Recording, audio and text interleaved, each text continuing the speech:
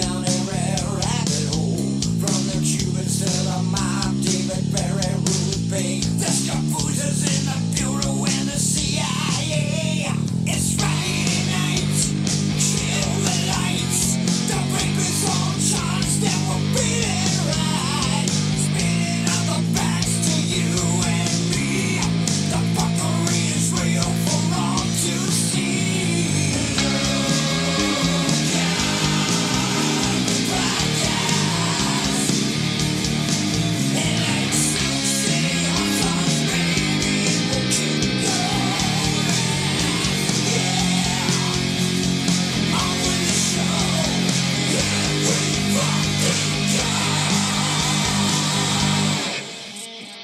And here we go.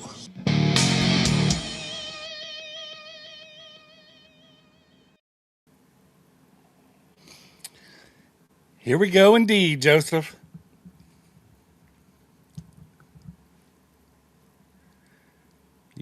You gonna say hi? Yes, Anything, I had Paul? to find the unmute button, and here we go. What's up, everybody? Welcome into the Lone Gunman podcast. This episode is going sideways from the jump, and I'm going to go ahead and apologize right now because apparently there was some kind of a miscommunication between us and Paul Abbott. I sent him the link about 10 or 15 minutes ago to join us, and he said, "Great, I'll see you in a couple of hours."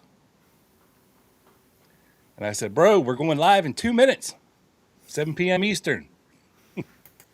To which I have not got a response yet. So he may show up at some point tonight. But, you know us, ever the professionals. At least I'm the professional. Joe is worried. I said, buddy, don't be worried. This is what I do best. Off the cuff. In the muff. Because I'm the stuff. F it, we'll do it live. We are going to get a show together for you. We kind of know what Paul wanted to talk about. And we kind of had some things prepared to kind of, I don't want to say push back against his theory, if you will, but just to be the, what do they call it, Joe? The devil's advocate. Correct. Yes, the Al Pacino to your Keanu, if you know what I'm saying. Oh, well, since we're scafoozing for a little bit in the hopes that Paul may show up, I'm going to go ahead and welcome in some people, Joe. Okay, do that, sir. And scafooze with the best of them. Tiny Dancer in with the gold medal. What's up, Tiny? Hopefully you're feeling better on the men. Trey in number 2 position. Trouble. Yeah. We're going to change the title of tonight's show from Double Trouble to Triple Trouble. Because that's what we're in. Hallelujah. Tiny spells out. South to West, what's up? Coming in third for the bronze. Mr. Schwindeman is up in the house. What's up, buddy? Hey, Jess. Hey, Jess. She says, Paul Abbott always brings interesting new insight. Yes, he does when he shows up on time. These things get lost in translation. Oh, here he is. Here he is, folks. Hold on. Here he is. Hold on 1 second. Hold on. Hold tight. Hold that thought. We'll be right back with a change of scenery. Hold on. I have to change the whole format here. Hold tight. Okay, hold on. Paul Abbott, can you hear us?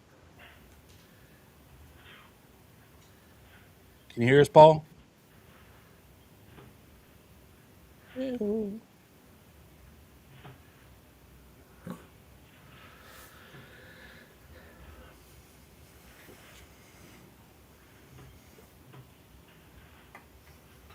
Hold tight. We'll get there, we promise. Yeah, these are the technical things. Yes, live potting is for the birds. A great philosopher said. No, I'm just joking. That. Okay, Paul, can you hear us? Don't think Paul can hear. I hear rumblings. We could hear it. Paul's getting set up. Testing, testing. Oh, We can hear you, sir. Can you hear us? There you go. Can you hear me? I got you. Can you hear us? can you hear me? Can you hear us at all? Testing, testing, testing. We can hear you.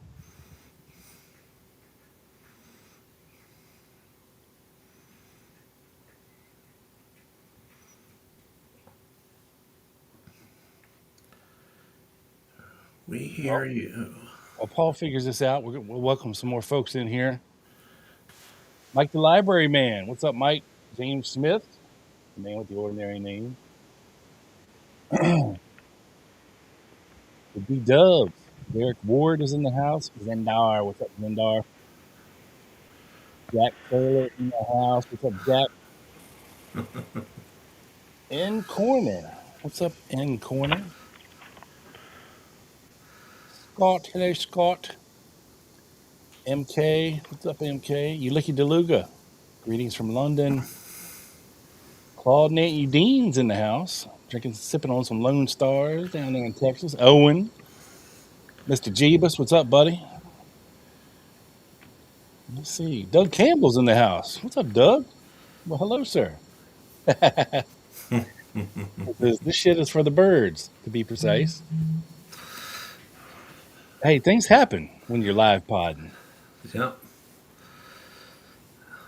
Paul, can you hear us? Testing for Paul. Do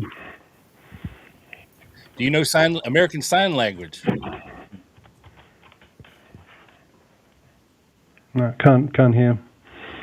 Shit.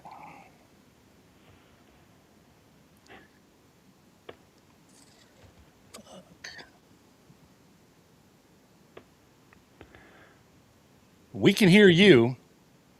So weird.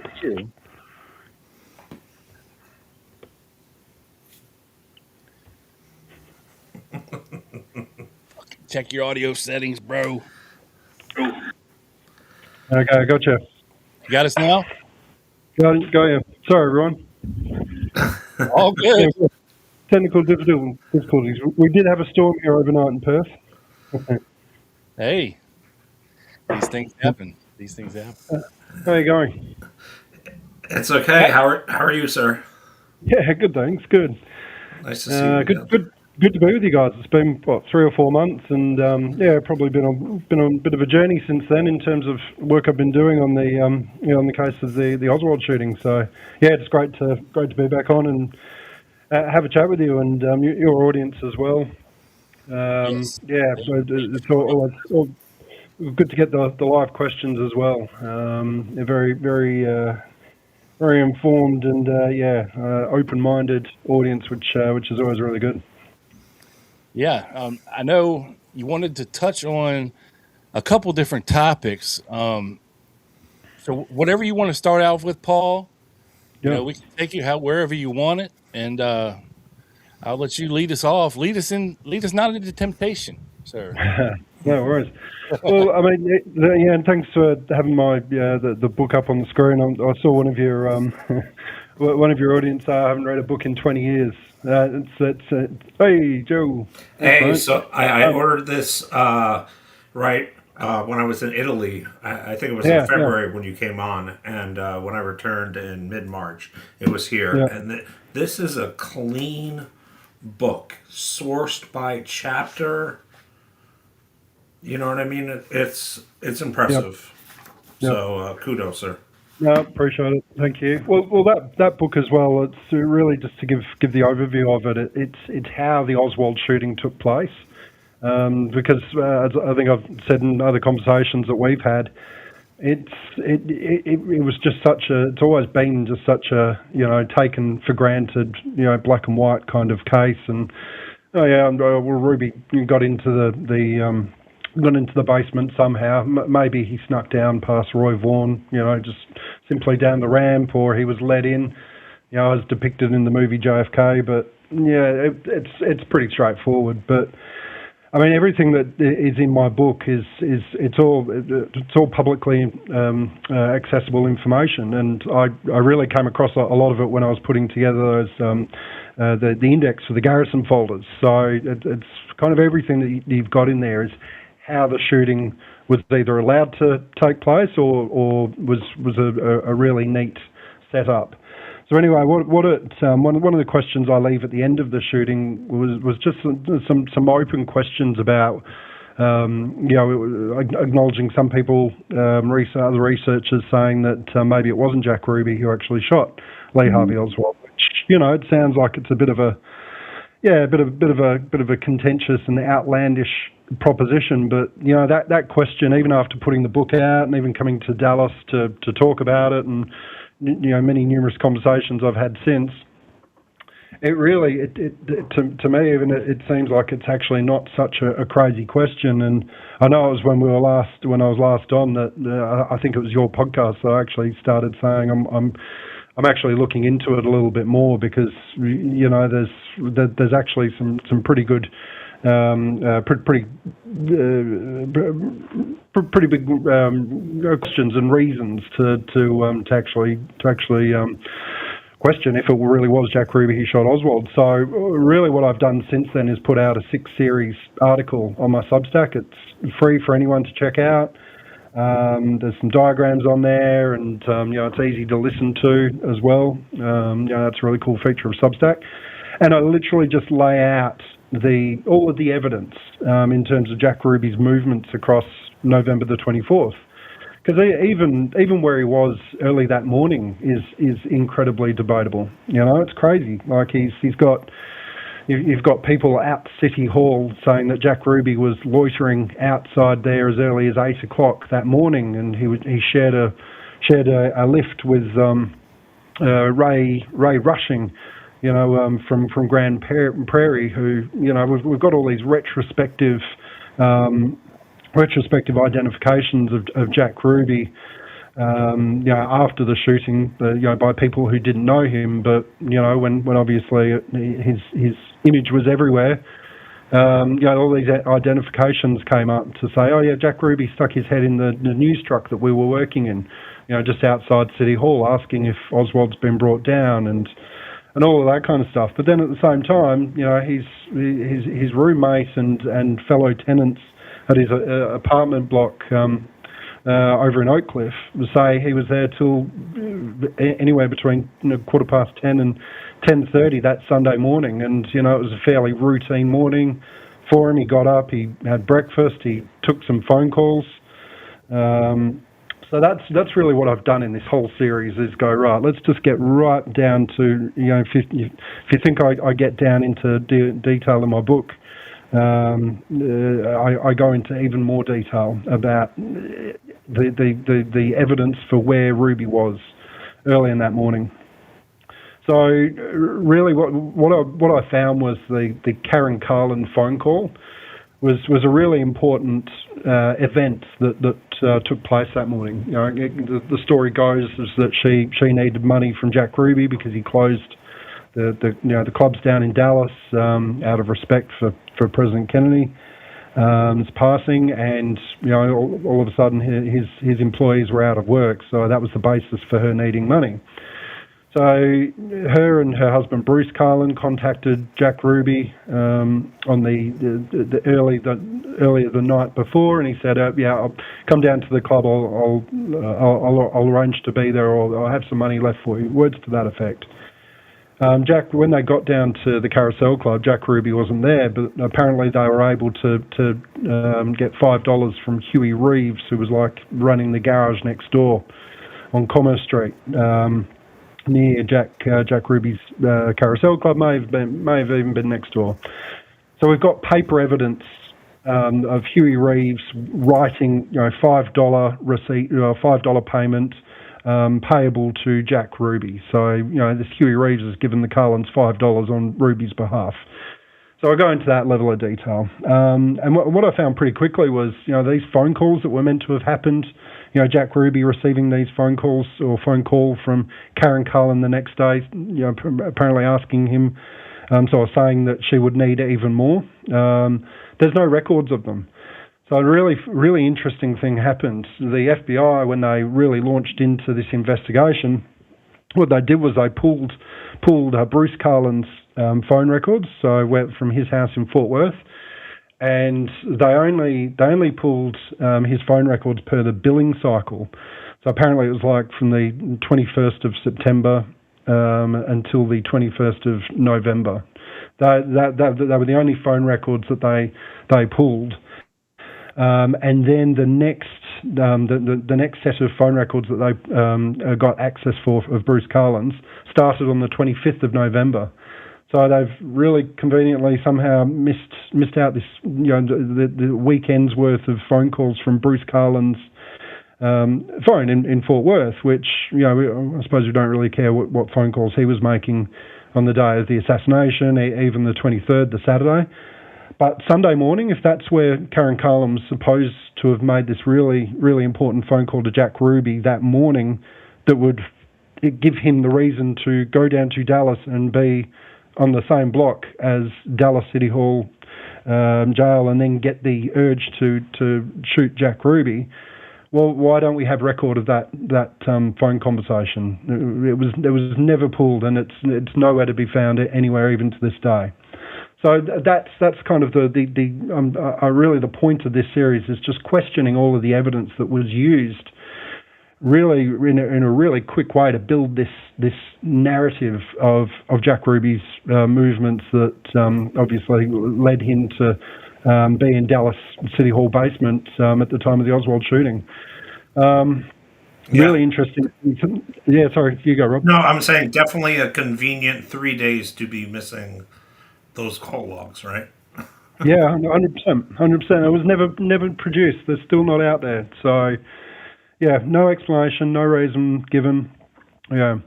So the other interesting thing I found, and it's in my article, is that there was a list of all the tenants at the apartment complex where Jack Ruby was staying, and he had George Senator as his roommate. It's got, and I've actually got it loaded on a thumb drive if I can share my screen. If not, it's no big deal. But it's basically a list of all of the tenants that were in that complex. And, you see 207 Jack Ruby, that was his apartment. 208, vacant. It actually wasn't vacant. It was an active police officer was living there at the time, Fred Sexauer. That's Fred Sex, Sexauer. And he was interviewed and everything about his movements on the day of the Oswald shooting. Apparently he was a God-fearing man. He was at church on that Sunday morning, so he didn't see anything of Jack Ruby. No mention of any late-night meeting, later on that night, with George Senator having Tom Howard and Jim Martin and a couple of out-of-town reporters that would. Oh, cool. Thanks. Yeah, let me bring this up. He wasn't in the basement as well, right? Who's that? The guy you just mentioned. No, the police officer. No, he wasn't. No. So he was at church. He was off duty that day. Fred Sexauer. I think he's still alive. I've tried reaching out to who I think he is. Sending an email to a random person named Fred Sexauer. Maybe that's him, or not. But just to see. But the dates of this person that I've found in the United States still alive tallies with Fred Sexauer as well, a former Dallas police officer. So let me just get my screen ready. Yeah. So it's all these little things which again, why was that left out to have window? Here we go, got it. Why was such a detail left out? Hopefully you guys can see my screen. Yep. Hang on. How's that? I got you now. Hang on. Oh, cool. There you go, sir. Oh, thanks, man. So yeah, I've just got on there a document that lays out the people that were initially reached out to, and you can see Jack Ruby. He was in apartment 207 as the tenant name, and below vacant. Well, it wasn't vacant; it was Fred Sexhour, and it was actually an apartment that police officers stayed at. There were two others that were there until about 6 weeks before the shooting, and they moved to the same address somewhere else, like literally down the road. So just these funny little things that have kind of just been I guess overlooked, that maybe paints a bit of a picture. So I'll just show you to share the whole screen. That's still coming through, isn't it, Rob? Yes, sir. Yes. Oh, cool. So yeah, that's really the basis for starting the article for me. Paul, can I ask you a question? Yeah, I'm sorry to interrupt. Looks like there's a lot of apartments in this building, right? Yeah. What, a dozen a floor, maybe? I don't know. I'm not going to count, but were any others of these people in this building law enforcement? Not that I could tell. No. No, it's a good question, and maybe should be looked into a little bit more, because again, just by running those names through Mary Farrell, the only context that we have is for this document. That these people were contacted to ask their impressions of Jack Ruby, and did they see him on the morning of the Oswald shooting. Malcolm Slaughter, Jack Scritchfield. They're on there. Malcolm Slaughter in particular, he did.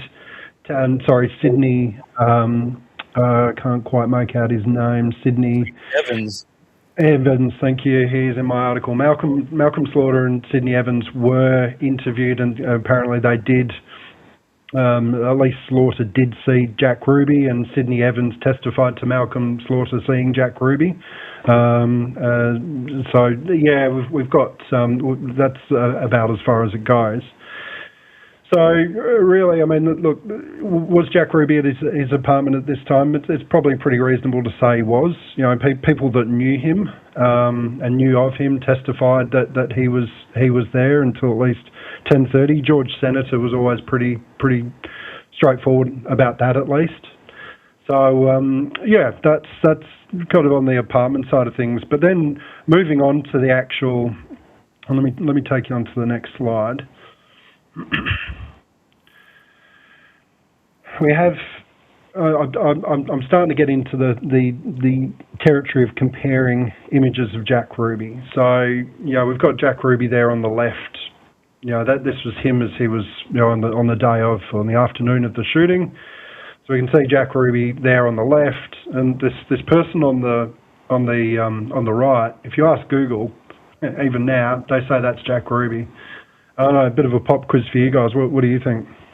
Does that look like Jack Ruby to you? Well, I know it's been identified as Jack Ruby throughout the years, but to me, that hairline is way off, man. Yeah. And the nose, to me, doesn't really match very well.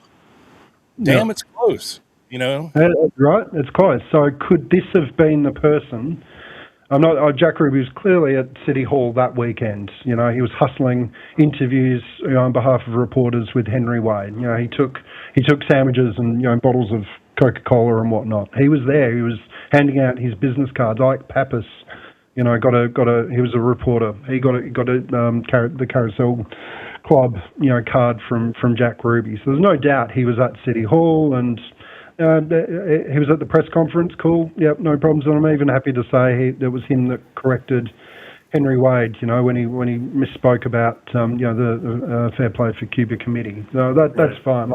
That's not in the purview of this series, but I just bring this image up because if we're talking about how Jack Ruby was retrospectively identified by a hell of a lot of people that day. Is someone like this floating about who's clearly in City Hall? You can see the image, and we've got a bit of a time proof of time. The newspaper in the background there, Kennedy Slain on Dallas Street. You can see that there. So that's clearly someone who's looking like Jack Ruby hanging out in City Hall. So, when we talk about these retrospective identifications, we've got someone there that looks pretty bloody close to the real Jack Ruby if it wasn't him. Yeah. So I'd just like to bring that up because when I'm talking about the news truck, the guys out the front who said that a scruffy looking man who they later identified as Jack Ruby stuck their head in the window and asked if Oswald the transfer had started. It could have been someone who looked like this guy on the right. Is all I'm saying. Yeah, I mean that guy on the right, Paul. To me, it seems like he's just built a lot skinnier than Jack Ruby. Not quite as broad, back and shoulders and neck. Yeah. But you're right, it's the hairline for me as well. He actually doesn't have any hair on the top of his head, this guy, whereas Jack Ruby, he did. He wasn't fully bald or anything like that, So, that dude needs to comb that shit. Yeah, I was about to say, did they give him a comb over after? Comb over that. Yeah. So, I have issues with that. I'm not convinced. Yeah. Yeah. So, but again, this is like so many elements of not just the shooting of Oswald, but the case. This is an image that's been taken for granted. Oh, that's just Jack Ruby, but without closely looking at it with a sensible lens. Because, I mean, I start off the article saying I'm really not too bothered if it was Jack Ruby who shot Oswald or not. I'm just questioning the evidence because, unfortunately. Because of the way the investigations were handled at the time, and the way the mainstream media just swept in and did half of the Warren Commission's work for them, maybe a little bit more, and ever since, this level of scrutiny is kind of it's been verboten. So bring it back up. So the next part of the series, I focus on the Western Union transfer. Because that itself, when we look at the evidence, I mean, I don't know if you guys know too much about that, but the story went that Doyle Lane, he was the supervisor who was serving customers that morning. He was a supervisor, and apparently he was only at the counter because other workers were having their lunch break at 11 o'clock on a Sunday morning for some reason. And the story goes from Doyle Lane, because he only ever spoke, I think, 3 times about this critical event. He testified to the Warren Commission and the FBI, I think, the Dallas Police. But you can't find any. Doyle Lane, he was the Western Union worker who took the transfer, who handled the transfer of Jack Ruby sending $25 to Karen Carlin. Gotcha. Look, again, the story on the surface appears pretty straightforward, but again, when you look at the evidence, you read Doyle Lane's summaries, he never saw Jack Ruby enter the Western Union office. It's kind of like he always just only appeared in there after Doyle Lane had finished serving the customer before, whoever he was serving when Jack Ruby appeared in the office. Now that's strange unto itself because this person was never identified. There was never any attempt to find out who this person was to substantiate that, Jack Ruby, who would soon become very famous, walked into the office, behind her and all of that. There was no attempts to identify who this woman was. But nonetheless, Doyle Lane had it that Jack Ruby just appeared at the counter and gave, I'll show you this, on this screen here, this was the pre-filled form that Jack Ruby basically just presented to Doyle Lane. So when we say pre-filled, it's all of this bit in here in the yellow square. That's all anyone at the time had to fill out to initiate a Western Union transfer. So you can see on there it says $25. Karen Bennett. Bennett's misspelt, and technically, because she was married to Bruce Carlin, it should have been Karen Carlin or Karen Bennett Carlin. And then there's a reference to Fort Worth will call, and it's from Jack Ruby. So what I've got up on the screen here is, so this was the form that Doyle Lane never saw Jack Ruby write, at the counter. It's like he walked in and had it ready to go. But this is actually a copy of Jack Ruby's actual writing. Now, I know we can, it's possible for people to write in different styles, but just for shits and giggles, here's Jack Ruby's actual writing versus what was, attributed to him when he was initiating the form. And you can see it's a little bit different. The rest of the writing on this docket is Doyle Lane's. So you can see him working out, all right, $25 has got to be sent. I think there was like an 85-cent, surcharge here and another tax there kind of thing. So all up, Jack Ruby had to pay $26.87 to send the money to Karen Carlin. So yeah, this is just comparing the money. The reason I do this as well is that Doyle Lane said I didn't need to take any identification from Jack Ruby because I just recognised him as a customer. I knew who he was. Well, okay, if that was the case, well then where is the where was the record of Jack Ruby using the Western Union for any other business prior, transfer or sending a telegram or whatever? There never was any. Was it even looked for? There's some reference to it, I think, in one of the maybe the Warren report, but there was never anything uncovered to say, Jack Ruby was actually a solid, regular customer of the Western Union that Doyle Lane would recognise, therefore not need to take the identification of. So, again, was this a standalone like Western Union office, or was this like how it is now? It's a good question. Yeah, it was. Yeah, standalone Western Union office, and I had that question asked to me last year. Were there any other Western Union offices open that that morning that Jack Ruby could have gone to, instead of having to come into the city? It wasn't a long drive for him, especially on a Sunday morning. It would have been no more than 15 minutes, maybe even less. But no, there weren't any other Western Union offices that would have been open, for per the normal trading hours. And yes, there were Western Union counters in stores. So you kind of like you might have a postage desk within a pharmacy or something like that. Well, no, this was a standalone Western Union office that Ruby walked into. Huh. So, and Paul, one question, because I'm thinking devil's advocate, right? Yeah, please. If Ruby, say, was in the routine of sending money to some of his workers during some point, you could imagine him having a stack of the forms on the left, maybe in his apartment or something. Yeah. But then how do you not spell the name of the person who's going to claim the money right? The last name, Bennett. Yeah, 100%. Again, your question is a good question that there's no clear answer for. Again, we all make spelling mistakes when we write, and sometimes we write differently for on formal documents. Some people might write in uppercase, whereas Jack Ruby's was cursive on that example on the right there. So who knows? So I'm not fixed to a particular scenario, but what this presents, this evidence gap, if you like, or the gaps in this evidence that we're going through now, is the potential that maybe it was someone else standing in as Jack Ruby to come in and initiate this transfer. It's possible. Right. Possible. Do you know if the Dallas authorities or the FBI went to, say, any other Western Unions and inquired about him sending money?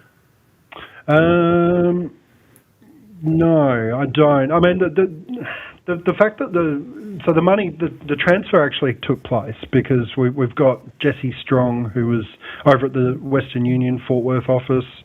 He testified, and it seems pretty straightforward that the Carlins came in at about 1 o'clock that same afternoon and collected the transfer. So no real dispute that a transfer took place, but who initiated it? It's not so concrete that it was Jack Ruby. There's the possibility that it was someone standing in for him. So, yeah, really, the next thing I'm getting onto. Let me move on because there's a hell of a lot more. Was there anything more you guys wanted to talk about the Western Union side of things? No, I don't like that document either, Paul. It looks a little sus to me. Yeah, For sure. yeah, Yes, we are handwriting signature Yeah, we're experts professional now. handwriting analysis. If you haven't heard. yeah. That's it. Cool. So what I get onto next is obviously questioning how Jack Ruby got in, and I feel like I probably don't need to go into this into too much detail because, there's the lack of witnesses, credible witnesses stating that Ruby simply walked along. So let me show you on this map. This is Main Street up here. If we keep on going off this map, the Western Union would have been about here. So, the official story was that Jack Ruby simply trundled along Main Street. Around about here, on the other side of Main Street, was Don Flush, who knew Jack Ruby, but never saw him that day anywhere along Main Street or any other time. So he was watching this area and never saw Jack Ruby walking past him on the other side of the road. Keeping on going, Roy Vaughan was here, Napoleon Daniels was here. Napoleon Daniels was kind of who was leaned on initially, in particular, to say that he saw someone walking down the ramp who wasn't wearing a hat that could have been Jack Ruby, and he backtracked and failed a lie detector test, and really just couldn't string a coherent, logical sentence together at most points, contradicted himself. And then you've got the taxi driver, Harry Tasker. So before he was in True Lies, he was over here parked up, keeping the meter running for one of the out-of-town reporters. And he was watching this whole area, and he never saw anyone walk down the Main Street ramp. And probably most importantly, he backed up Roy Vaughan, saying he never left the ramp, the opening of the ramp. Because that was the other thing that Daniels said, was that Roy Vaughan actually walked out onto the street to let this car, the Sam Pierce-driven car, leave up the ramp. Roy Vaughan, it was said that he walked right out into the middle of Main Street, and so the car could simply slip out onto Main Street, and that's when Jack Ruby, according to Daniels, took his opportunity to just simply slip down the ramp, all that stuff, but...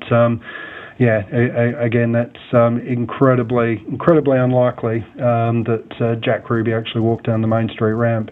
What I've got highlighted over here, so Joe, this is where we had our photo with the other guys. We were probably standing about here, and this is that outer door of the annex building next door.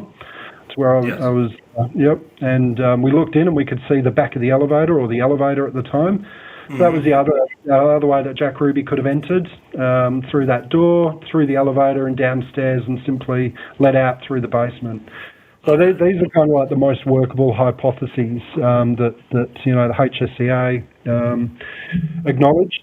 But the reason I've got this ramp up as well is that I wanted to talk about the fact that there were no witnesses in the basement that testified seeing Jack Ruby before the shooting. Which, when we think about that, is absolutely incredible. He was, even where he was at the start of the shooting, he was surrounded by people like Kenneth Croy, who knew Jack Ruby. Charles Arnett, the captain for the Reserve Police, he knew Jack Ruby. Ike Pappas looked directly where Jack Ruby would have been as he was getting into position, holding his microphone and tape recorder. Ike Pappas, like I said earlier, he got the... He had a memorable account, if you believe his YouTube, videos on YouTube and, the press that he did later. He met Jack Ruby that weekend, so he, looking right in his direction as he's getting into position, surely would have seen this man that he knew as Jack Ruby standing there. He didn't. Charles Blackie Harrison knew Jack Ruby for like 12 years at the time, and never said that he saw Jack Ruby get into position. Which wouldn't have been such a big deal, because Jack Ruby was a police groupie. He wouldn't have been so out of place, especially if it was at City Hall earlier that weekend, crashing the press conference and all that. So why was nobody willing to testify to seeing Jack Ruby there in the basement where all the centre of the action was? It wouldn't have been such a big deal. Seth Cantor, He never testified to seeing Jack Ruby, and he was right across the way. If my screen's still up, you can see on the map where Seth Cantor would have been. No. Rob took it down for a second. Rob, can you put up mine for just one slide, please? Because I think this will give the audience a little better clarity. Oh, So cool. when you Yeah, look no. through the bars on the left, that's the main street entrance, and that's the ramp, right? Yep, that's right. Yep. So that's and then yeah. No, go ahead. That's good. So that's what we're looking down at is the ramp that Ruby would have been would have walked down according to the Warren Commission, and the yellow door is where just kind of where you've taken that picture is where Roy Vaughan was standing at the top of the ramp. Yeah, that's good.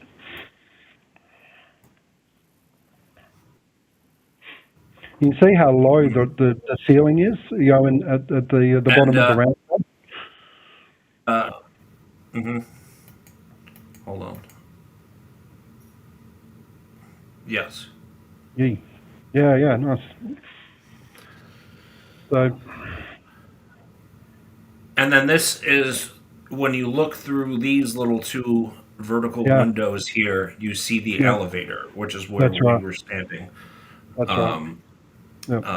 When you were talking with Mrs. Jess Cannell. So yeah, I just wanted to give that perspective, Rob. You can keep you can take it down. Thanks, Joe. Yeah, that's good. Thank you. So yeah, the really just a big startling thing for me was the fact that nobody saw Jack Ruby post the shooting, and even recollections. When we think about the amount of media that were present, a lot of them in their testimonies they said, "Oh, we heard pretty quickly that Jack Ruby was the shooter." So again, we don't have people seeing Jack Ruby before the shooting.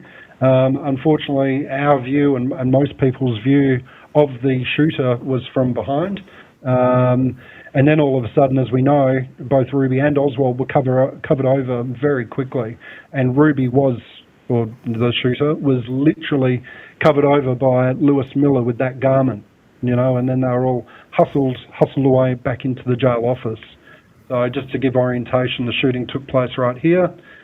Melee. Everyone, Oswald and Ruby are brought back into the jail office.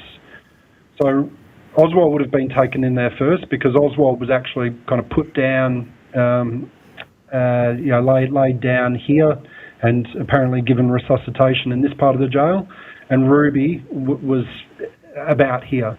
So that's kind of where it was all concentrated in after the shooting. But if we're just, I'm just going to go to the next. And by the way, if anyone's wondering what this background is, don't know if I had this at the time when we last spoke, but this is probably only image of the eastern end of the car park. What we can see here, and it was literally one of the cameras. You imagine the cameras that were filming the shooting. What they did was they literally swung around and filmed behind them.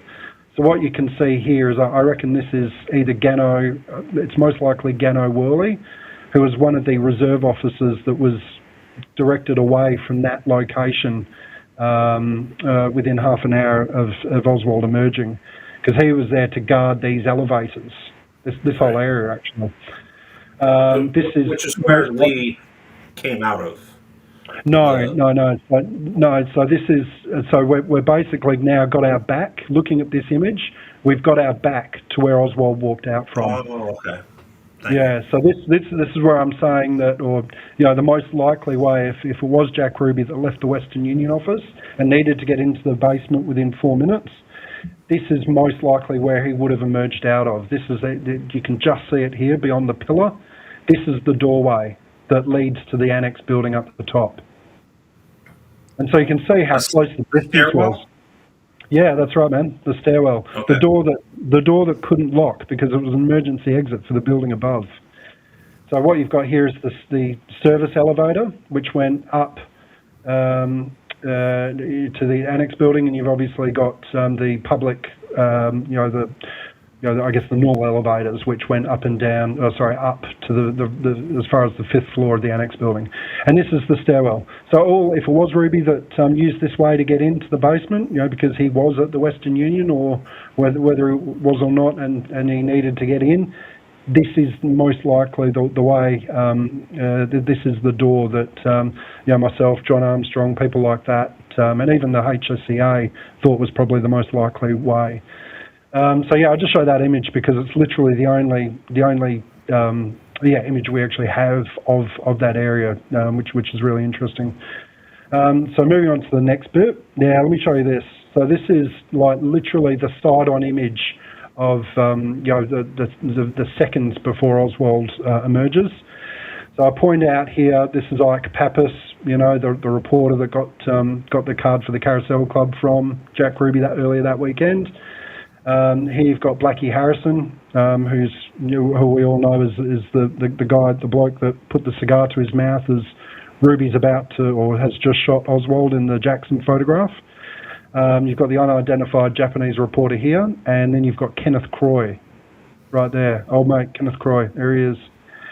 And within a second, this is Jack Ruby kind of sliding in to obscure Kenneth Croy, who has always been, again, ascribed as Jack Ruby.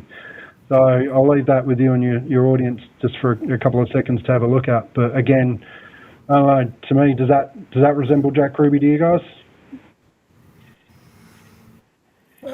I mean, it kind of probably does. It's probably closer than that other image, I know. The nose, again, is a little bit different. The sideburns are definitely different there.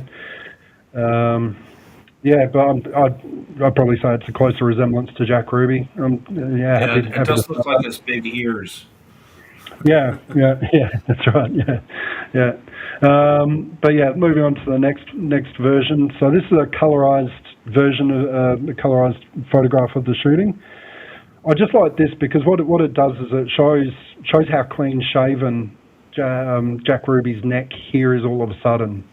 And again, this is colorized, so it's probably not the best. We don't know how authentic this was because it was originally a black and white photograph, but it's interesting to show the difference between hair and skin, just in this particular context. But this is probably the meat and potatoes of the point of what I'm getting at the moment of the shooting. So here we have the Bob Jackson photograph. This is the full version of the photograph. So you got Blackie Harrison putting the cigar to his mouth as he's trying to stop Jack Ruby from shooting Oswald. You've got Tom Pettit, the news reporter there, looking on.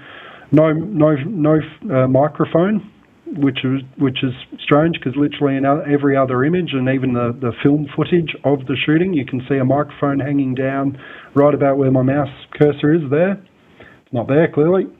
And I just zoom in again just to show the difference between Jack Ruby's rear neck hairline, so this is his mugshot later that afternoon, compared to, firstly, the hairline and how rounded, the hairline on this particular figure looks. So, and even the sideburns, here as well, nice and thick and bushy. To me, that does not resemble, these two do not resemble the same people. So I know we're probably getting into Ralph Cinque territory there, but you know what? I'm just looking at the evidence. I don't care if it was James Bookout. I've seen in the chat some people are saying Sam Ruby. Cool. If it was Sam Ruby, let's see a photograph of him. Where's the evidence? One, Paul, so let's take a look at Sam Ruby real quick. Yeah, please. Yeah, because I've seen. Everybody says, he looked just like Jack Ruby. Well, not really. So if you take a look at this, I know it's taken later on in life. This picture I'm about to show you of Earl, Sam, and Ava, his brother and sister. Yeah, cool. And some dude with a Jew fro. I don't know who he is. He's not a Ruby, though. You'll understand when I show you the picture. No. I got to share my screen first. Might help. Let's see. Okay, here we go. You're working with a lot of screens there, Rob. I am. Doing well. Yeah. Doing very well. All right. So Earl Ruby is the dude at the bottom right corner. Yep. Sam Ruby is the guy beside the dude with the Jufro and the green shirt. I Yeah, do right. not see it. I do not see it. Do you? I don't see it. Yeah, no, that's cool. That's not the same person that we're looking at. Okay. There Yeah. we go. There we go. Yeah. Okay. Yeah. So this guy right here is Sam Ruby, and he's got way too much hair, even in an older age, to be Yeah. some kind of Jack Ruby Yeah. lookalike. Good point. Yeah. And even the nose. I mean, I know we're looking front on, but you can really tell that's a pretty. It's not a curved nose. You know, like the side profile of the guy that we showed earlier. No. 100% can't be definitive, I know, but just with what we're looking at. Yeah, I don't see it, but I'm glad you shown that photo because that's that's the first I've seen of it. Thank you. But my point is, with this article, I didn't set out to prove one way or another if it was Jack Ruby, who was Oswald's shooter or not. I'm literally just laying out the evidence. well, let me ask you a question, Paul. So when it comes to Jack Ruby's mugshots, Yeah. he had several. Are we sure that this image was taken same day? Yes. Yes, I am. I'm as sure as I can be. Are you thinking the one where he's looking at the camera and he's looking incredibly distressed? Well, there's that. One as well? There's that one, and there's also one where we have a full body shot of him in the white outfit. Yeah, and he's the trouser legs hinched up a little bit at the bottom. Yeah, that's taken at the same time. Yeah, if you've got it, but yeah, I'm pretty sure it was taken at the same time. The one where he's looking at the camera and it looks like he's in real anguish. That was taken in 64 or 65. That's it might have been after Lewis Jolly got after him, and scrambled his brain even more. Who knows? Jolly West. Interesting. But no, that cool. Thanks for showing that Sam Ruby image because, again, whoever, if it wasn't Jack Ruby, whoever it was, well, that's another topic for its own set of research. But all I'm saying is, how sure can we be that it was Jack Ruby, considering no one saw him enter down in the basement? There was no one that saw him walk down that ramp. He was surrounded by people that knew him, yet none said, yeah, Jack Ruby was there. And I thought it was a little bit weird, but I certainly wasn't expecting him to shoot, step out and shoot Oswald. That would have been perfectly fine for anybody to say, but no one did. So, that leads me to think, okay, well, was it really Jack Ruby that actually stepped out and shot Oswald? So, and the other thing that we really need to focus on, and it's kind of come to light with this whole Tyler Robinson, Charlie Kirk shooting, is because there's correlations between that case and even Oswald shooting, was that there was never any kind of forensic examination of the revolver that Jack Ruby used to shoot Lee Harvey Oswald, or the cartridge, the spent cartridge, or even the bullet that was pulled out of Oswald. Like it was never physically, forensically traced to Jack Ruby. So without physical evidence, there was never a case against Jack Ruby either. But somehow they made it stick. So the how that went was that obviously the bullet was pulled. Some kind of bullet was pulled out of Oswald after the autopsy, and apparently Jim Lavelle said to Audrey Bell, the attending nurse, scratch your initials on the bullet. We need to it's chain of custody or whatever. And so the bullet, the cartridge, and everything like that. Apparently, even the revolver, it was all introduced into Jack Ruby's trial. But I'm sorry, not the revolver, just the bullet and the cartridge. And the only person that we can rely on for that is Assistant District Attorney William Alexander. It's like it was referred to in the trial if you read the transcript, but there was never any, there was no forensic scientist or anything like that saying yes, this bullet definitely matched the revolver, because the revolver stayed in Henry Wade's filing cabinet right from the moment of the shooting, or very close to, until after Jack Ruby died, and only then was it released, to his executor, and who obviously went on and sold it, and it's been sold a few times since. So, the revolver wasn't even tied to Ruby. So when we consider that, it's like, really, are we 100% sure it was Jack Ruby that shot Oswald? And correct me if I'm wrong, Paul.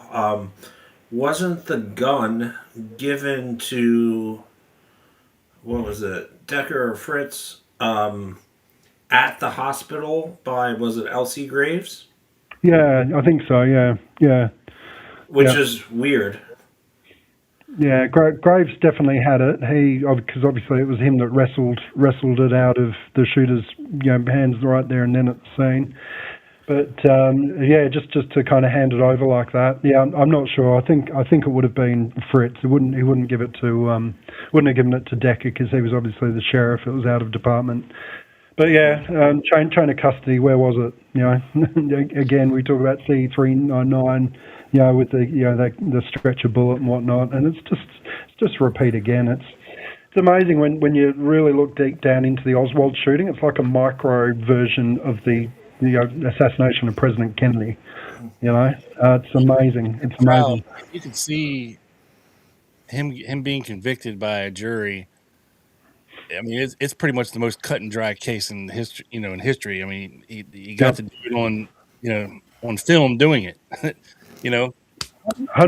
Yeah, well, that's it. And we don't need to make sure it came from his gun. We don't need to make sure that gun shot that bullet. Yep. You know what I mean? I can't blame him. I mean, but the thing is as well, all he would have needed was a whole bunch of words to be put in Jack Ruby's mouth right after, and we had that in Patrick Dean.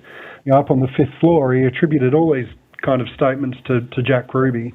And it was never quite legal. Apparently, it should have been thrown out at the trial because, all these statements that were alleged to have been said by Jack Ruby ought to have been inadmissible in court because he hadn't been charged. So all these things about saying how he allegedly came down the ramp, straight away, and I saw Oswald smirk, and that's when I wanted to shoot him, and I was so grief-stricken. I couldn't bear the thought of, but that's probably where I get to the next interesting part of my series was Tom Howard. Tom Howard was a very interesting character I refer to in my book, but he's a whole other kettle of fish, man. This guy. So he was, if I could take you back to the, if you want to picture the map that I was showing, he was actually standing outside the jail office before the shooting. He was there. He was actually there as before Oswald was let out, and he was even outside the jail office as Oswald was marched through the jail office and out to be shot. And it's a really weird thing because he said he was there, and this is in the FBI documentation as well. I was there to see one of my clients up on the 5th floor jail. I tried to use the elevator, but it was engaged, so I turned around and walked out. We have 2 detectives that verify that Howard was there, and one of them said that Tom Howard told him, no, I've seen everything, all I wanted to see. Well, if he was on his way to see a client, but couldn't get to him, what did he see that he wanted to see? Now, this is where I get into a little bit of, throw out something a little bit interesting there. I think if it wasn't Jack Ruby that was the shooter out in the basement, I wonder if Jack Ruby was already in the jail office. Because the first time we actually see Jack Ruby convincingly is in footage of him being marched across the jail office to go to the elevator, after the shooting, after all the chaos. That's the first time we can convincingly say, yeah, that's Jack Ruby. That's Jack Ruby. No worry about a hairline or side profile, that we have this footage of through the jail office window of Jack Ruby being marched through the jail to get to the elevator. The reason I say that is... It was a car parked outside as well with the dogs. Yeah. Yep. So he obviously had to be somewhere around there. He had to be, and he had to be on the scene. Now, the reason I say this as well is Jesse Curry, in 1976, he gave an interview to Seth Cantor for his book, The Ruby Cover-Up.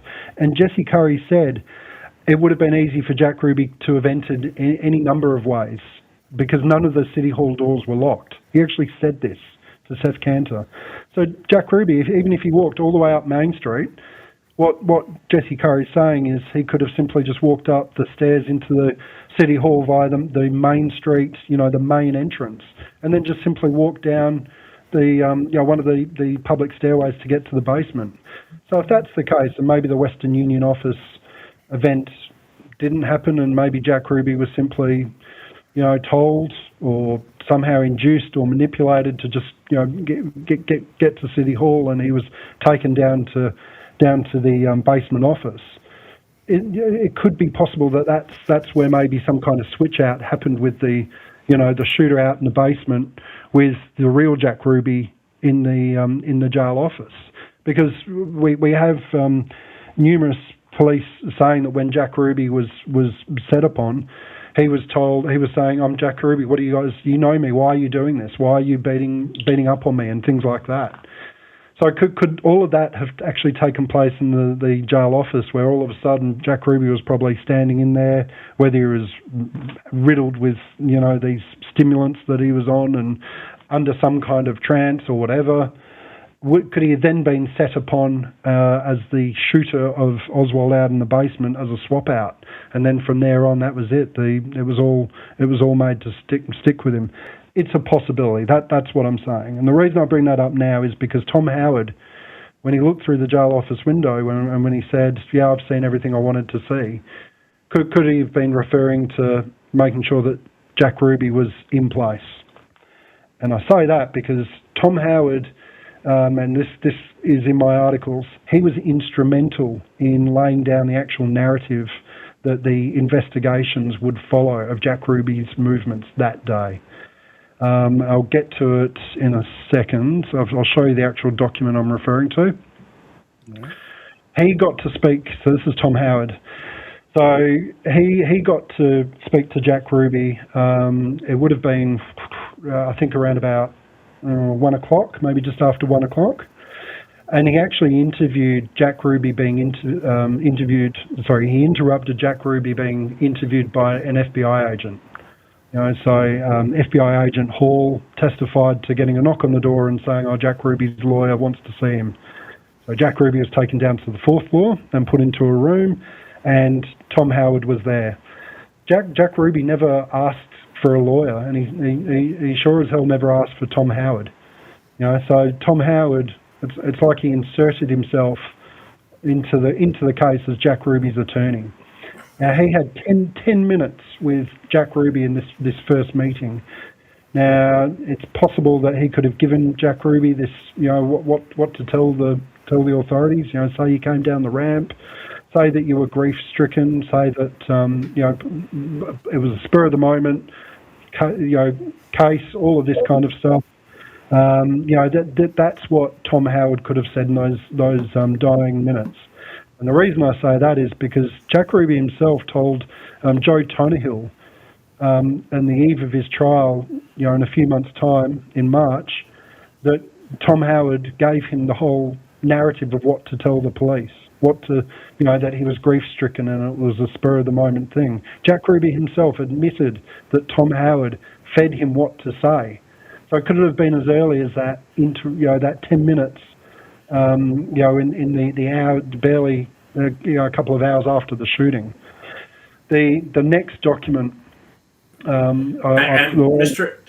Tom Howard was at the infamous meeting on Sunday night at Ruby's apartment as well, right? 100%. Yep, and he died within 18 months. Yeah, suspiciously. Yeah, a heart attack, but apparently that was even that's not so clear cut. So amazing. But this document, I'm bringing it up because this is you can see at the top there, conversation between Attorney Tom Howard, Captain J.W. Fritz. It's like a 2 or 3 page document that basically has Howard laying out to Captain Fritz. These were Ruby's movements. So establishing the phone call. You can see there, Western transfer money. A woman. Sorry, I'm just picking it up. Ruby was at his home when he received a long-distance telephone call from some woman in Fort Worth who wanted Ruby to send her some money. This is Howard telling Fritz the deal. And it was, if you have a look at the time frame, the 6th of December, we're barely 2 weeks after the shooting. It was after this point that's when, Doyle Lane came to the fore. When all the investigations about the apartment and Karen Carlin and all that's when it was launched. So this is when Tom Howard. Yeah. All right, so this is an FBI document. All right, this is not coming from Fritz. Yep. This is the FBI saying what we overheard a conversation. Yeah. Tom Howard told us this. Yep. So Tom Howard was he was key for setting the narrative, and even on the day he was the first one to make it public how Jack Ruby supposedly entered the Main Street ramp down the basement. Jerry O'Leary, Stephen what's his name, Stephen Alexander, or one of the other reporters. They said, Tom Howard told us that Jack Ruby. His client Jack Ruby entered down the basement. So, this guy's going public on how Jack Ruby entered the basement before it's even been announced, and arguably before Jack Ruby would have been on record as admitting it, which we can say is probably around 3:15 after his first meeting with Tom Howard. So, just installing. Tom Howard stopped being his attorney. Yeah, so Earl Ruby was never happy with Tom Howard, because Tom Howard, he didn't have the best reputation in Dallas. Like, he was like one of these, accident chasing, cheap and tacky, kind of lawyers. Sketchy. In town. Do you know what I mean? Yeah. So, Earl Ruby kind of stepped in and said, no, you're not representing my brother anymore. And that's when Tony Hill and Belli were brought in. You have Jack Ruby's lawyer going into the captain of homicide and telling him what his client said. Yeah. And creating this narrative. This is unethical as shit. 100%. So what's Jack Ruby going to do? If he's so, people say, well, Jack Ruby said he came down the Main Street ramp and that he did shoot Oswald and this is why he did it. With the amount of prescription, even if they were prescribed, it's the equivalent of speed back then. It was Preludin he was on, and then he was on. There's some report he was on. He had like 30 tablets or something in his system that day. And a combination of antibiotics and Preludin. Well, what the hell was he taking? That many pills for on the day of the shooting? Was he in some kind of state to either miraculously, pull off the shooting, or to just be on the scene to be part of this crazy, but I think entirely possible swap out plot? And he was just told what to say to go along with, and then when his brain scrambled by someone like, Jolly West, in later years. All done and dusted, he was never going to live to have another trial. Jack Ruby, he would never have lived to have had another trial. So when he died in early '67, no probs. Yeah, and this just came to me, and to be fair, I think this is pure speculation. But if the Western Union transfer slip with Bennett spelled wrong, maybe it had to do with something Tom Howard was up to. Like that had something to do with forging it or whatever, right? Yeah, and I'm looking at some of the questions in chat. So who would have put who would have put Ruby up to it? Well, let's think about the situation. So Oswald is arrested for taken in for at least shooting Tippett. I think most of us think it's pretty reasonable that he wasn't meant to survive, November 22nd, and arguably the book depository, and especially the theatre, because they set upon him really heavily in there, and he had the good sense to at least say, I'm not resisting arrest, so he couldn't have been, shot even then as some kind of fleeing assailant. So the fact that Oswald was brought into Dallas police custody really quickly meant that a really quick plot to silence Oswald had to be brought about. And Jack Ruby, I think he would have been a pretty, whether he's involved in the assassination of President Kennedy, I'll leave that to other people to talk about, because, maybe it has something to do with this or not, I don't know. But, Jack Ruby would have been a pretty good candidate and could have been identified pretty quickly as someone who has all these ties to local mob, and he's a police groupie. He's just he's one of these people that's well known across the city.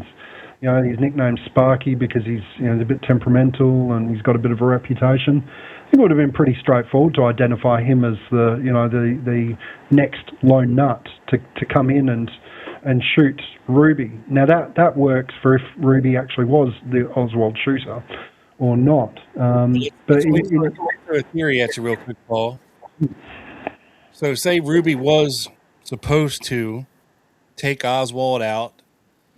They were making Oswald really accessible on the 22nd and 23rd to reporters and news people. 100%. Okay. So I'm going to show this photo here on the screen. Sure. Yeah. Now, I can say that this guy with the glasses here on the right top, that to me appears to be the real Jack Ruby. Yeah, me too. Yeah. And so we can definitely put the real Jack Ruby stalking Oswald that weekend, but maybe he never took the opportunity and never got the job done that he was supposed to do. So at the last second, Oswald would be accessible to the press, at a close range, which would support, the fact that, well, shit, if Jack Ruby can't get to this guy, we'll get to him and make it look like it was Jack Ruby. Yep, totally. Yeah. Yep, and that meeting that he had in the in the car with the I always forget this guy's name. He had the broken leg, and he was minding a vacant block. What was his name? Someone in chat will know. He left Dallas really quickly. His girlfriend was Kay Coleman. Harry Olsen. Anyone else?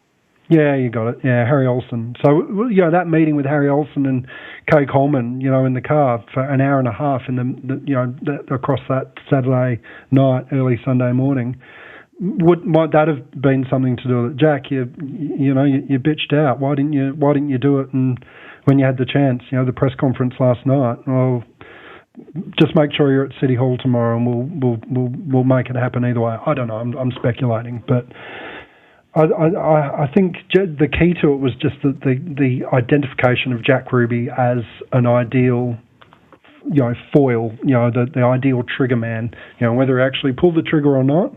Because the more I look at Jack Ruby, especially across that weekend, he's just a construct. Yeah, he offers very little of his own movements. He's everything that all of his testimony when he wasn't rambling is very high level. Even about the phone call to Karen Carlin, like he just goes into he misses out details, and that happens, I suppose. But he's just very nondescript, very general across his movements of that morning. So I think, all the evidence or all the identification of Jack Ruby after the fact, who's going to go against that? So actually, no, it wasn't Jack Ruby that I saw as the shooter. Like, no one's going to do that. All the press would have fallen into it because who would go up against the Dallas police and anyone in the Dallas police that might have been honest and known something, well, they never would have come out about it either. It would have been a really, really easy thing to pile everything in on Jack Ruby because they had someone who looked like him do it, and he was there on the scene because he was told to be, or he was in some kind of drugged out state, and bada bing, the swap out happened in the jail office, and there you go. But the other thing I'll probably throw out there as well is, look at how close Oswald was shot. It was point blank. How the hell did that bullet not leave, exit out of Oswald? Do you know what I mean? Like Jim Lavelle should have copped it, and maybe even Billy Combis behind him. But it was for such a point blank range shot. There was no exit wound. Apparently the bullet was just under his skin and the 11th rib on his right side. So if it was a stand-in out in the basement, is it possible that the stand-in could have shot Oswald with a blank? Because a blank going off that close to someone's body would still cause a wound, because it's still the full pressure of a bullet being fired. Obviously, you just don't have the how blanks work. You don't have a bullet that ejects, but the force of it, would cause at least Oswald to go, to feel wounded, and then they just swooped in on him and got him out of the scene. That's why they didn't take him to the car and rush him to hospital, because maybe they wanted to make sure that the actual fatal shot was precise, and if Ruby was such a mobland, mob affiliated person, why didn't he just shoot Oswald point blank in the head? Yeah. Know what I mean? I hear you. I think it's possible that, with the 38, which I think is the weapon that he used, it likely probably wouldn't have gone through and through. I mean, it hit his rib, which probably would have stopped stopped things. It's possible. And then, then because Oswald did go down fairly quickly. Yeah. So he would have to be in on the ruse as well in order to act like he's shot, type of thing. And I think we're building a bridge a little too far there, but it's interesting points that you're bringing up for sure, and I think we need to hear all of them. So yeah, and that's the thing. When I'm talking like that, I'm not a firearms expert, that's for sure. But just again asking the questions, and if people can still provide answers, great. I play one on TV, Paul. I play one on TV. do a good job of it too, mate. That's for sure. Well, people are asking. They're clamoring for this shit, Paul. Yeah. The guy throwing the bag over Ruby's head. Yeah, Lewis Miller. Yeah.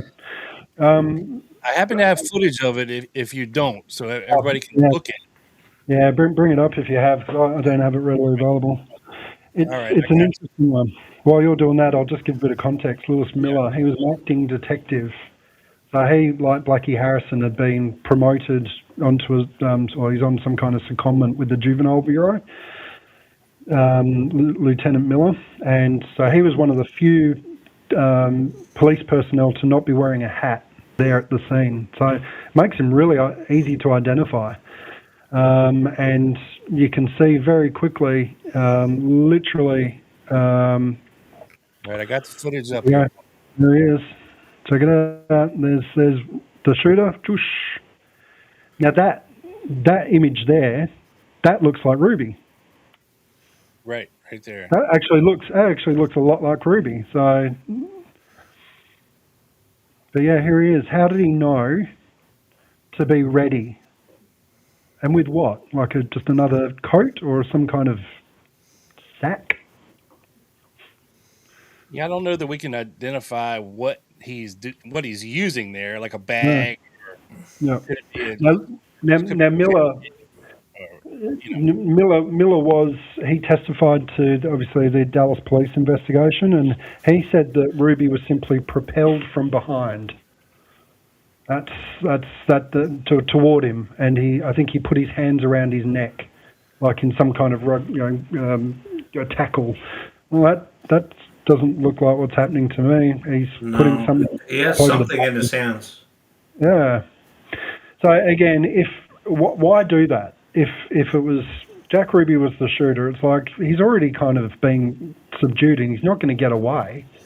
So he didn't need to be disoriented, to prevent him from escaping.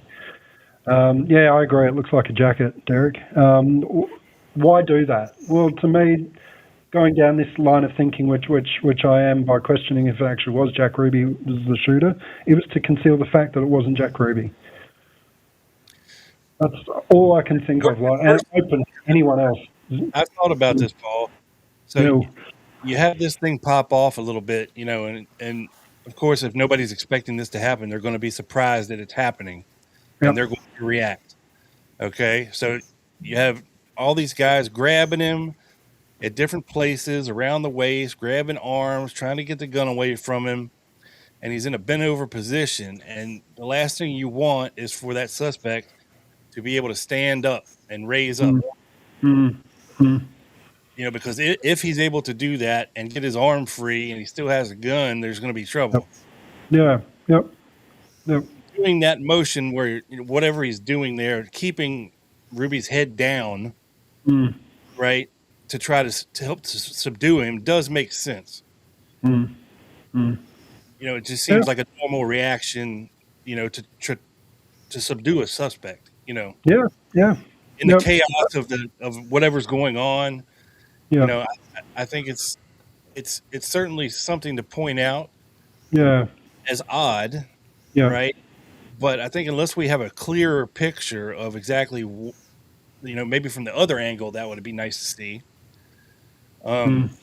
Exactly what he had or what he used. I mean, he could have just grabbed Ruby's hat that was falling in front of him and put it back on his head and jerked his neck down. In that 100%. motion. Yeah. That's me being, devil's advocate.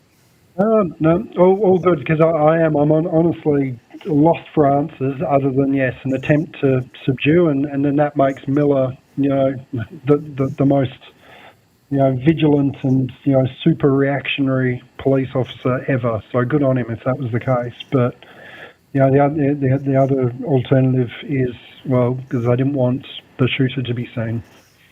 Yeah. But again, questions that just need to continue to be asked, because that way we keep a spotlight on the bastards. That's for sure. Looks like he's grabbing the back of his jacket collar to me. Okay. Yeah. Someone said also that it looks like Ruby's kind of leaning forward, and it's kind of like he's expecting to be covered over. I agree with that as well. It looks like there's a kind of a second movement, like he knows or can see somehow that a cover is about to. Well, I think he's got. There's another cop that's got his arm like between his legs, and he's trying to wrestle the gun away from him. Yeah, that's Graves. Yeah, he does have him bent over. It's not. Yeah, they can all storm him, and grab him in different directions. And I think the one guy's got his arm, and he's trying to get the gun away. It's on the cover photo that I kind of did. Yeah. Episode in the background. Lewis Miller was a KG SOB as well. He when he got to the Warren Commission, it was in the afternoon, and he said, "How long is this going to take? I've got to get home and care for my children," or something along those lines. Yeah, so I've got the picture up here now. Yeah, that's neat. You see how he's kind of got Ruby's hand between his legs trying to get the gun out? And all I did was characterize this from the real actual photo. It is. It's a photo, yeah. And that would have been taken by Jack Beers. Yeah. So Jack Beers was standing. The other photograph he took was at like 0.6 of a second before the shooting, and that's where you can see the microphone. But that's a Jack Beers photo. That's a really cool render of it. Nice. Yeah. But Lewis Miller, he was cagey. He said, "How long is this going to take? I've got to be somewhere. I'm going to mind my kids." And I said, "Well, it'll take as long as it needs to." Anyway, he got an adjournment to the next morning, and then he objected to having to testify. To take the oath or whatever. And he was just stalling, not going to do it. He didn't want to be compelled to do it. And one of the lawyers said, "Well, we can compel you here, or we can fly up to Washington, and you can be made to do the same thing in front of the panel up there." And he agreed. But Miller was a cagey one who he clearly had foreknowledge of something that day.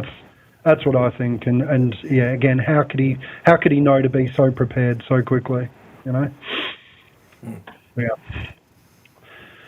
But yeah, ultimately, again, like you said, this shooting, it was allowed to happen. That how open and accessible Oswald was. Like, it's just crazy. It's crazy. And then Jesse Curry, literally laying out how the transfer was going to happen and when. It's like he was literally giving the blueprint to whoever might be thinking of wanting to harm Oswald. Well, here's how to do it. So he was certainly doing his job that day. He could have, when these apparent threats came in the night before, that's a whole other tangent, because I call BS on the whole Billy Grammar thing. Jesse Curry could have done something then and just packed Oswald into a car at 4 o'clock that morning, had him at the sheriff's, at the county jail. But he didn't do a damn thing about it. So, Yeah. because something had to happen. And it is weird because you brought up the Charlie Kirk, Jack Ruby type of some similarities there. Obviously Tyler Robinson turns himself in. We don't have any footage of that. He wasn't perp walked. He wasn't given a midnight press conference. Yeah. Whereas with Oswald, it was completely the opposite. Yeah. I don't know what to think about it. Yeah. Well, even I'd say a question in the chat, the transfer. We talk about the Dallas police doing everything they possibly could do to make sure this happened. They didn't start the transfer until they knew that Oswald was ready to be shot. So whether it was Jack Ruby or whether it was his stand-in, whatever, the Dallas police did not get things started until they knew everything was in place. Now, if we want to kind of roll things back a bit and say that it was Jack Ruby who went into the Western Union office and came out and, was approaching Dallas City Hall and, came through the side door there, I think it's entirely possible that Jack Ruby was the signal to get the transfer started, because it was Jesse Curry who came in and said, right, everything's ready, time to cut it off. So the transfer was late. It was meant to kick off at 10 o'clock that morning. But of course we didn't know. We know now that it didn't start until 11:15, and Oswald was shot at 21 minutes past. Right. So it was 100%. It was late by over an hour and a half. And so with Jack Ruby still being in his apartment until 10:30, maybe that's an explanation for why it was so delayed, because he wasn't where he needed to be at a particular point in time. Again, speculating, but it was late, 100%. All right, Paul, I got something for you here. Oh, And he's rubbing his hands. Do it. It must be good. Go easy. Go easy, man. You call it straight and blunt. I like it. So be kind. I'm just going to throw this out there and let it land wherever it may. Okay. Yep. So, if you look at your screen, I'm going to share the picture that you showed earlier, right? Yeah. Go. Of our guy that doesn't quite look like Jack Ruby, but he does look like Jack Ruby, but it's just not quite there, right? Yeah. Okay. So I'm going to show you something else that I came across. And you tell me what you think. And it's actually a video. I think I got the guy on video, Paul. Cool. In the WFAA newsroom on November 22nd, 1963. Yeah. All right. Now I'm going to show you this, and it starts quickly. You're going to see, I forget what the guy's name is here, but he's I think it's Bill something, and he's interviewing one of his buddies. And if you look in the background of the video, you'll see a man seated at a desk on the phone. Yep. Pay attention to the guy on the phone sitting at the desk, and it's going to happen as soon as I share it and start playing it, okay? Yeah. So here's the still. You see the guy sitting behind him Yep. on the phone. Well, Yeah. they're going to pan over, and we're going to get a real goddamn good view of this guy. Okay. Yeah. All right, here we go. Oh, Pause it right there. Mm-hmm. That looks like Jack Ruby to me. Well, that looks like the guy in the hallway to me. That kind of looks like Jack Ruby. Yeah. See that hair? Yeah. Okay. Yeah. So go back to the other guy. Yeah. See that bald sheen? Yeah. Now I'll let it Yeah. play. And Yeah. here we go. He gets up and leaves. Oh, he looks taller than Ruby though. Right. Yeah, I'm saying this is not Ruby, but it's the guy that looked like Ruby that was in the hallway. Yeah. Yeah. Okay. Yeah. Now, my deduction being, if this is taken in the WFAA newsroom, okay, then obviously he's got to work for WFAA in Dallas. Yeah. Yep. That would be 2 + 2 = 4 kind of shit, right? Yeah. Yeah. Yeah. Now pay attention to where he was sitting, the empty chair, desk, and here in a second, somebody else is going to sit down in that chair and start smoking a cigarette. Yeah.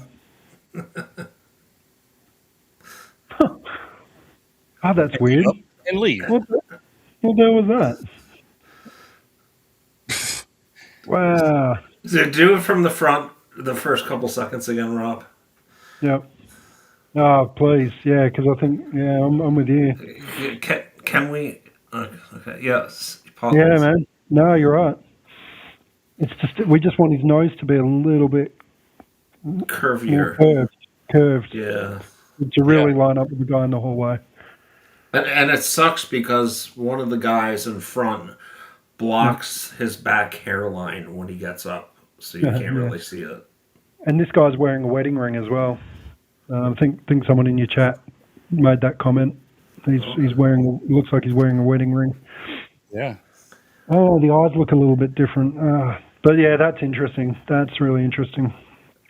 I mean, it would make sense if this guy's a WFAA employee. Yeah. It makes sense for him to also, be in the hallway of, at City Hall. But damn, I mean, like I said, he does bear a very strong resemblance to Ruby. Yep. Yeah, I see it. For sure. Yep. Yep. Let's see. I might have a comparison, a better comparison photo. Here it cool. is. Let me show Live research on the Long Gunman podcast.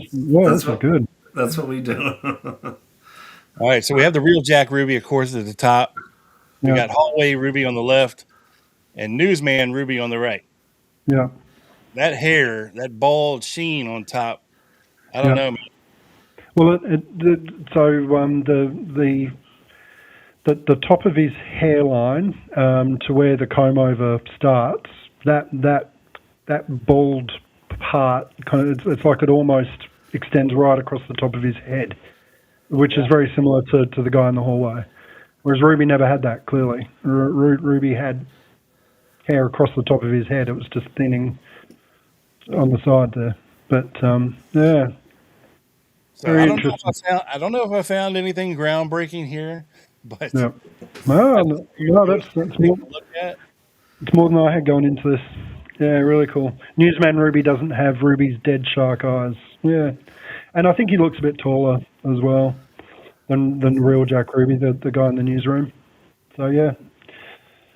Yeah, and then there's this one, which gives you a good, hairline comparison. Yep. The guy on the left, his nose seemed like he has more of a hook nose, That's right. That's right. But it's interesting. Yeah, I love it. Yep. Yeah. It really is. I don't know what it means, and I tried to look back at, WFA employees in 1963 to see if I could find somebody that looked like Ruby, that was, some kind of reporter. I couldn't really find much in the way of photos. I did find one photo, but it doesn't have him in it. Yeah.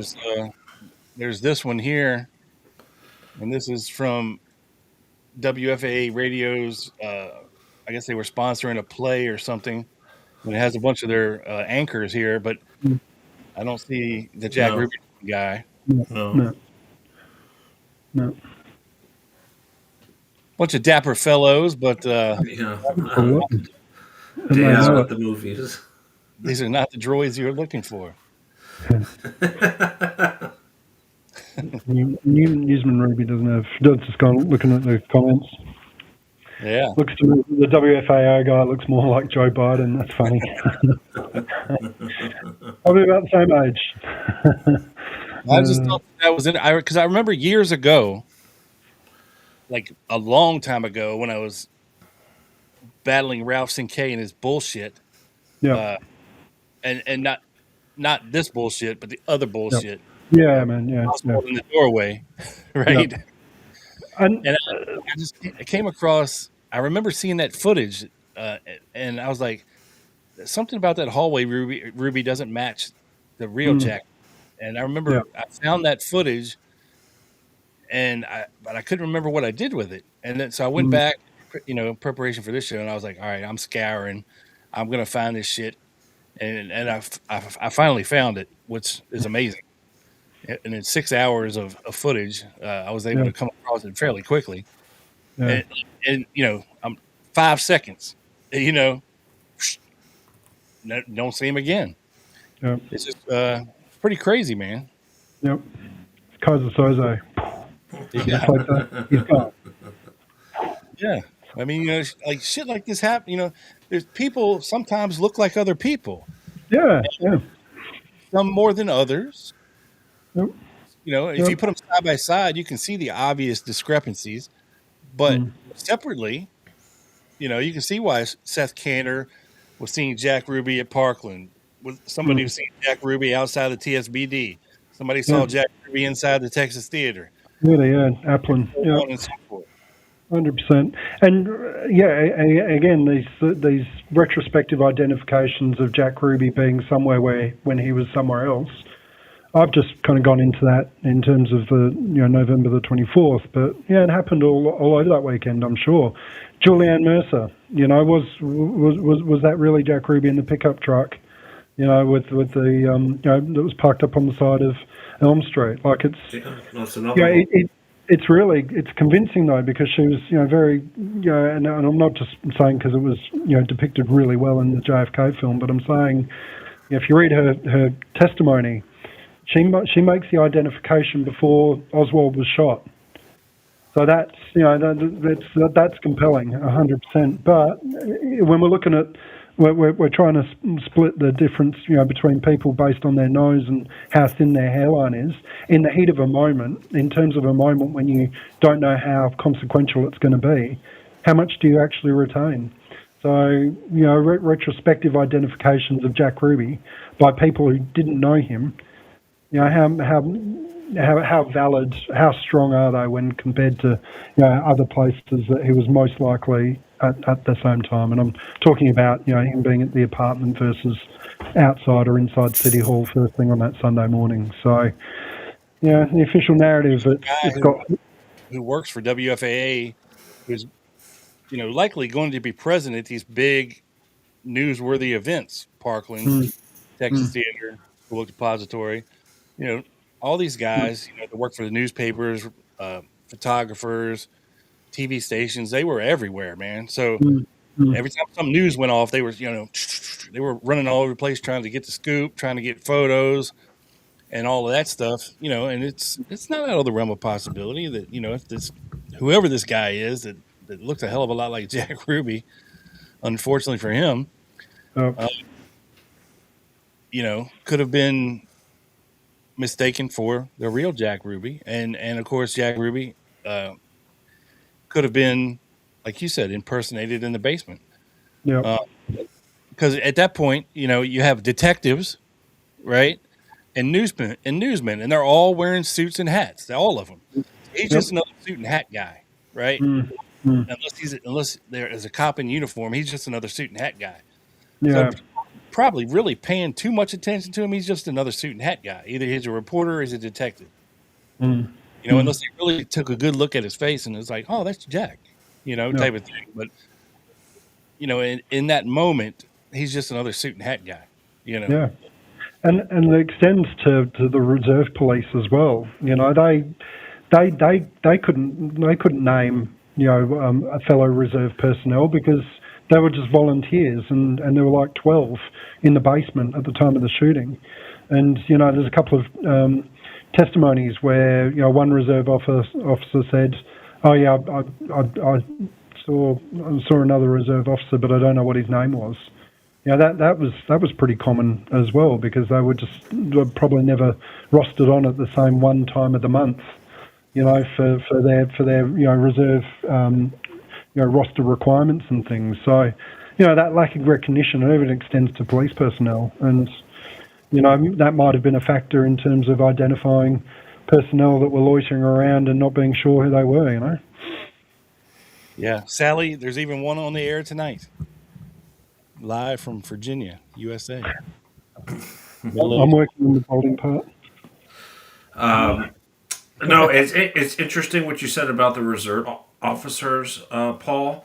Because, Rob, I just want to bring up one document because I want to get Paul's thoughts on it. If you could share my thing.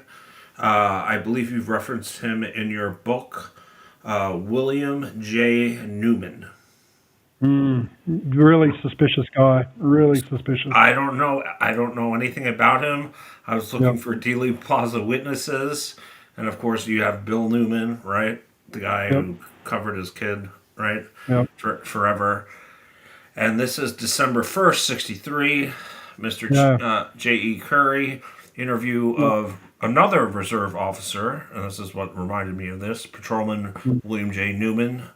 I guess badge number 317. On December 1st, 63, Reserve Officer Patrolman W.J. Newman was interviewed by the undersigned officers as to any information he might have concerning the shooting of Lee Harvey Oswald, which was not covered in his original report dated on November 26th, 63, which, like Rob and I like to say, is a problem.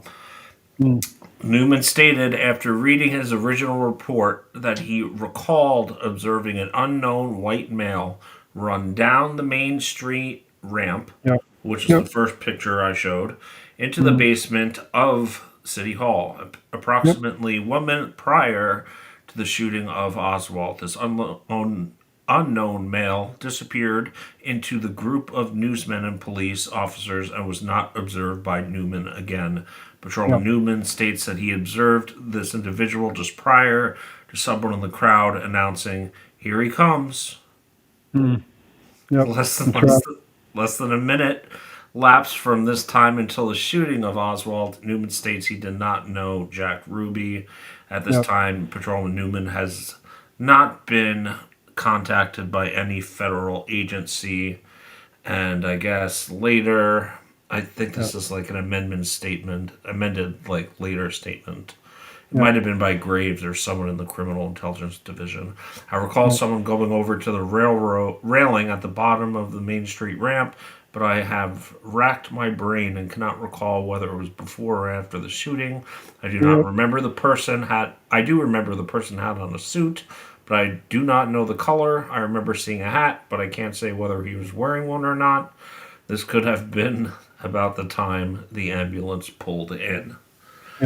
So I know you have a couple pages on him and his book. So what are your thoughts on this guy's statements? Yeah, a lonely reserve officer in William Newman. He was, by count of statement, the most interviewed of all of the Dallas police personnel. He gave 3 statements to the DPD, gave one to the, or maybe even 2 to the FBI, and he testified to the Warren Commission as well. And he went back on his statement big time. So he also would go on to say that person that he wasn't sure, if he came down the ramp before or after the shooting, got into a scuffle with other news personnel. So he was he just backed and forth, and maybe that's why he was interviewed so much. But the interesting thing about William Newman, Dallas basement, City Hall basement, William Newman, was he was probably the only person that actually stayed in the one spot for that across that whole morning until obviously the shooting took place. So he was where he was. I don't know if you're happy, if you want to bring back up my screen, Rob. I can show you where exactly he was, because that has a bearing on how much he would have been able to see up the ramp. So let me just get myself back. So he was down the ramp at this point. Yeah. So Newman, he was actually based around here. So what he never lingered from there because it was basically his job. Sorry, it was probably more like here. It was his job to basically guard this doorway into the engine room, which led down to the sub basement under the the whole complex. So the sub basement, under here was like the engine room, and that's where the locker room was. So it was a pretty important way for someone to come and go from this basement area. So anyway, that's why Newman was there. He was assigned to be there since the start, when they started searching the basement, so Patrick Dean and, 12 or to 15 reserve officers, probably including Newman as well. They gave their cursory search around the basement area, never bothered sealing. The only thing they did was turn off these elevators. And, of course, there were 2 reserve officers up here, Gano and Worley, that would be reassigned closer. They were moved away closer to the shooting. But Newman was the only person that stayed generally in the one spot. So this is where he would have been when he saw up the ramp. Problem is, and if we go back to your photograph even, Joe, how low the ceiling is coming down the corridor, coming down the ramp, like you can't actually see all the way up the ramp. Even if you were like on the other side of the ramp, even under here, you would not be able to see all that far up. Yeah. So and even Patrick Dean, he said he was standing about here at the time of the shooting. And word got out that he told Darwin Payne, I think it was, or David Hughes, one of the reporters, that he saw Jack Ruby enter down the ramp. Well, he couldn't have possibly, because you can't see all the way up the ramp because of how low the ceilings are. Anyway, Newman was standing here the whole time, and he said he saw, the person coming down, and then, getting into a scuffle, and he didn't have a hat, and all this kind of stuff. So, again, just someone that really just wasted a whole bunch of time, and whether he changed his initial statement because he got scared or not, I don't know. But the lack of consistency, even amongst his own statements and to the Warren Commission, which he really, really kind of buttoned his lip during, because obviously he was under oath, is important. The other thing to say about William Newman was he was identified as a police officer at Parkland Hospital, telling other people that it was Jack Ruby who had just shot Oswald. And so Harold Holly, he was another reserve officer that apparently said to testified that there was a police officer saying it was Jack Ruby who shot Oswald. And when he was asked who he was, he said, I don't know who he was. I presumed he was another reserve officer, something along to those lines. And so they actually showed him photos of other reserve and police personnel, and he pointed out William Newman as being the loudmouth that was telling everyone at Parkland Hospital that Jack Ruby had just shot Oswald. So, interesting guy. Yeah, Rob, put my screen back up just for 1 second, because I want to reiterate what Paul was talking about in terms of... I put it up while Paul was talking earlier. Oh, I had it with line of sight. Yeah. If he was really in that corner, you have to... Unless you got X-ray vision to see through walls and around corners and shit, And the amount of commotion. Yeah, for sure. And the interesting bit about, if we go back to that diagram of the basement, you can actually cross through the railings, a part way up the ramp from in the car park. So I'm just even as of about here, the ramp is still going down, Right. and it only gets to the flat point. Where you see that stop sign in your photo, Joe. That's where it becomes flat, which is literally down here.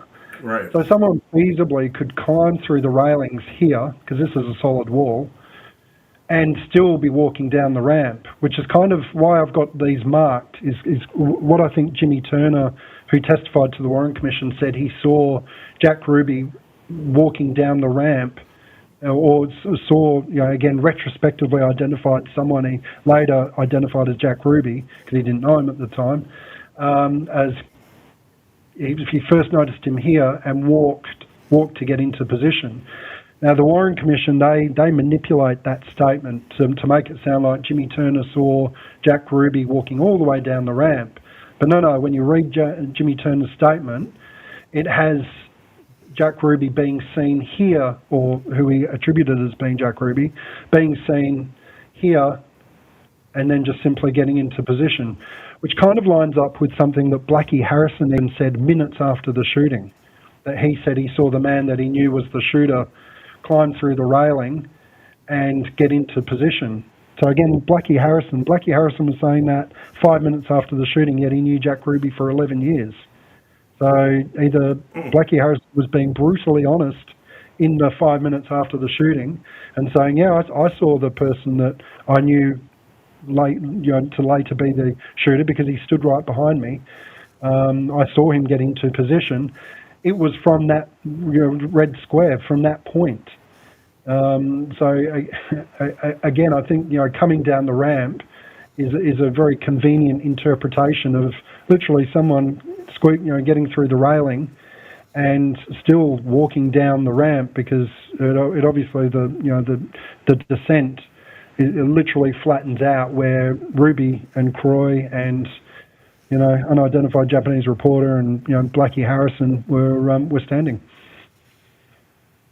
Yeah. Wow. Did we cover everything you wanted to cover, Paul? Yeah, look, absolutely. I just, again, I got this article, this series. Please check it out. I get deep and I get dense, but what's it's just asking. Yeah, so it's Death to Justice, the shooting of Lee Harvey Oswald. So just jump on there. It's free. Listen to I've got heaps of other articles on there as well. But the point of this was I just wanted to make it okay to, sensibly question whether it was Jack Ruby who really shot Oswald or not. Jury's still out for me. I'm just putting the questions out there, and as people over the time have done, reached out to me with some really good information, which has given me, kind of the impetus to be able to, pull together, this kind of information, like Blackie Harrison seeing the shooter get into position but saying it wasn't Ruby. All that kind of stuff comes from conversations, your listeners, because of podcasts like this. So please, reach out to me if you've got any other information or anything like that. It's okay to question the evidence. All I've done is I've just done it differently to Ralph Sincay and others.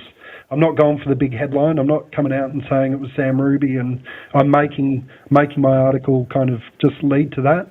I'm letting the evidence. I've literally written it in chronological order. So, make of it what you will. But does anyone else out there have any questions on your chat or anything like that? That's I think somebody said something about Kenneth Croy was seen hanging out with Joe Civello that weekend of the assassination. Yeah, I believe it. Reserve officer that was with Westbrook just about at every crime scene that weekend. Yeah, Kenneth Croy. He even at the time he identified the shooter as wearing a a maroon jacket. That's not. Come on, that's not the color of the jacket that Ruby or the shooter was wearing. So what are you doing, man? He's either not very helpful or just part of it all as some kind of useful idiot or a distractor. But yeah, Kenneth Croy, he's a whole other topic, and Westbrook. Yeah.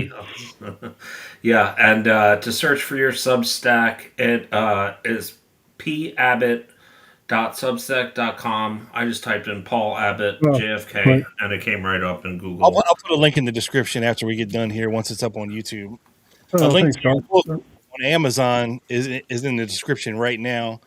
Death to Justice by Paul Abbott, The Shooting of Lee Harvey Oswald. Go get your copy if you don't have one, folks. What are you doing? Appreciate it. It's and before I even started writing the book, I made sure no one else had written a book about the Oswald shooting, because the last thing we need is books upon books upon books that write the same thing but say it in a different way. So, but before I even thought about writing a book on the Oswald shooting, I made sure there wasn't any. And to my surprise, and I'm still surprised that no one ever did it except for Seth Cantor, but even then that was just more about Jack Ruby and, a little bit, but everything else, it's kind of just been a largely glazed over event. So, yeah, buy the book or read my Substack or whatever, but it's a topic I hope, clearly we've proven there's just so much more to it. And the knowledge of your audience in the chat just goes to show there's just so much more to it than we all initially bargained. Hey, who's the dog there, Joe? Who's your mate? That's Ruby. That is Ruby. Oh, Ruby. I've heard of Ruby. Yeah, cool. Hey, Ruby. Yeah. Named after Jack Ruby himself. Yes. Even though not Sheba, Ruby, but Ruby. Good on you. Yeah.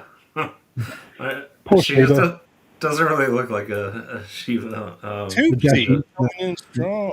Yes, thank you. Thank you, Tubes, for and yeah, I think Mike the library man said he was going to get the book as well. Yeah, we got a big Australian following here, Paul. Just I don't know why. You guys down there love it. I'll say it, and in a really succinct way. The assassination of President Kennedy. It's a fascinating topic, but the world literally changed with his death, and we in Australia, I think we have a knowledge and appreciation of that as well. The Vietnam War escalated. Our presence in the Vietnam War escalated, arguably because of President Kennedy's assassination. So there were direct impacts to our country as well, but the world itself changed, and it's good that Australians understand it as well, because like I say, we've got to keep the spotlight on the bastards behind it. 100%. Any big plans for November? No, I'd love to get there again, but oh man, it's a hell of a big thing to get to Dallas. So yeah, not this year, but if I'd be happy to talk over things and make sure I'm on time this time and my audio's working. But no. I sent the link and I was like, oh shit. He's like, see you in a couple hours. I was like, oh. I told Joe, I was like, man, we might have a problem. The time difference is wacky. It really is. It really is.